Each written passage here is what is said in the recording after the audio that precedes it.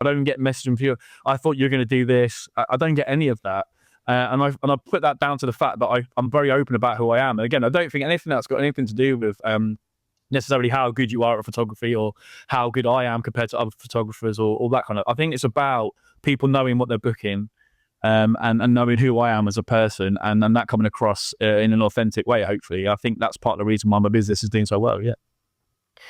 It's all really about that matchup between, photographer and the right client. Because you're right, you don't want all the clients, you don't need all the clients, you just need the right clients. And that's the thing. I see that in the headshot market all the time. I never really understand why somebody would give me a call and ask me to basically shoot what's effectively a passport photo. That's not what I do. That's completely not what I do. And and I'll pass those people on. I think because of the way I shoot now, I don't get what I call speculative inquiries. So people that inquire with me now have already invested in me in some way. They're either, my whole business is essentially built on referrals. It has been since I started. I don't do SEO or any of that kind of stuff. I'm rubbish at being consistent on social media and posting. I think I've had one Google inquiry in 3 years. It's just not how I push my business. So people that inquire of me have had a proper look and they know what they're going to get. And one thing I like about my inquiries is that they nearly always reference something very distinctly me, either a particular photo or something that or often it'll be couples that met me at other weddings and they'll reference the wedding they were at and how they thought I did something funny or they loved the pictures that I'd taken or something like that. And I think for me, that's really lovely because it feels like I've built this myself, and I often get other photographers asking me, oh, how did you get these bookings or how do you do? I don't really know. I mean, I do instinctively know, but I don't know how to explain that to people. It's just something that's always worked well for me. And again, I put it down to the fact that I think I'm quite an honest person, and I put integrity at the heart of my business. And so I've got no qualms about saying to somebody, I'm not the right photographer for you. I've passed on many bookings to other photographers that are a little bit more traditional than me, if you like, or because what happens is what does happen with referrals is someone will say to somebody, oh, I know a photographer. The couple will then send me a message, but they haven't actually done any other research. I haven't looked at 5 photographers. I haven't really worked out what they want. Then they'll talk to me and then I'll realize really quickly that actually they're looking for something that I don't do. And so rather than me just take the money and shoot the wedding, I will say to them, actually, I think you might be better off talking to this photographer because they do that kind of style of photography way better than me. And I think you're going to enjoy your photos more. That's happened multiple times over the years.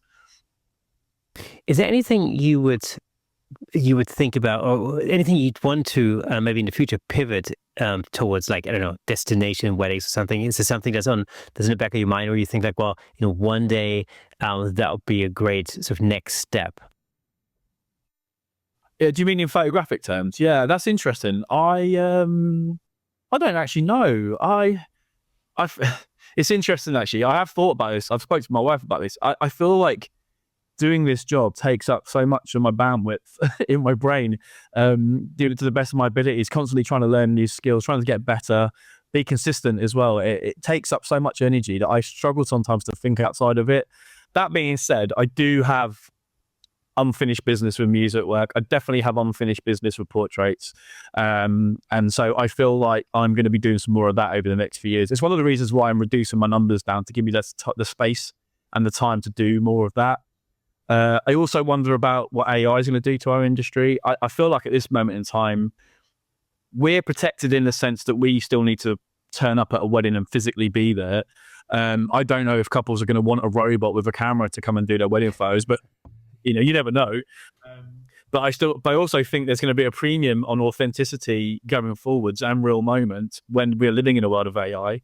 So that could work in our favor. On the flip side, we could see a deluge of people entering the industry from other parts of the industry that have been really affected by AI. So we might just get overwhelmed. It might get totally saturated, and it's a fairly saturated market as it is.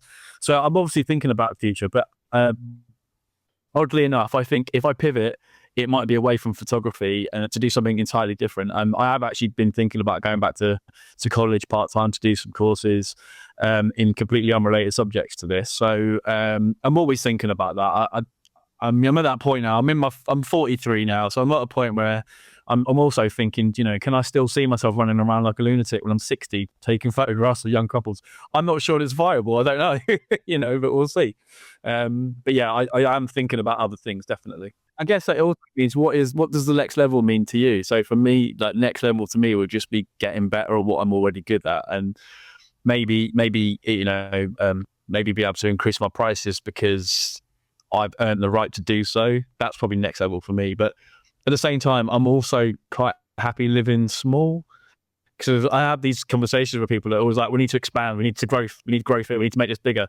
And I'm like, I'm quite happy not doing that. I like my life, and my balance is really lovely. All different kinds of people, and all different kinds of people get married. So why shouldn't that be reflected, But from my point of view, yeah, I've never had that kind of, I don't know if motivation's the right word. I'm a motivated person, but I've never been motivated by that kind of growth. The kind of growth I want to see is more of a personal growth in myself, It's not really about finances, I've actually explored the possibility of investing with a mate into another business, and then I just thought to myself, I was looking at it realistically, and I was like, this is going to take up the time I don't already have, and there's going to be no benefit to it other than some bragging rights to say, look, I could do this and I could do that. And it's like, for me, it's like we're all motivated to do different things. I mean, the reason, for example, that I'm doing less weddings is because I want the time to do other things. I want to be able to read more, I want to be able to listen to my records a bit more. I want to see my wife a bit more, I want, I'm making all this money doing something I love, which I'm very, grateful for. And I know it's a first world problem, but, not having the time to enjoy it sometimes is what causes me a bit of anxiety and stress, And this is a high pressure job as it is, looking after people's wedding days, being the point of contact on a wedding day. A lot of the weddings I shoot, I pretty much run the whole day for the couple.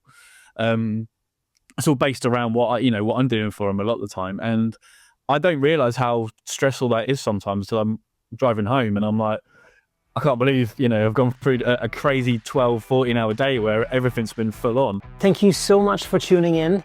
If you enjoyed that clip, then press here for the full episode in glorious Technicolor. Hey, and don't forget to subscribe.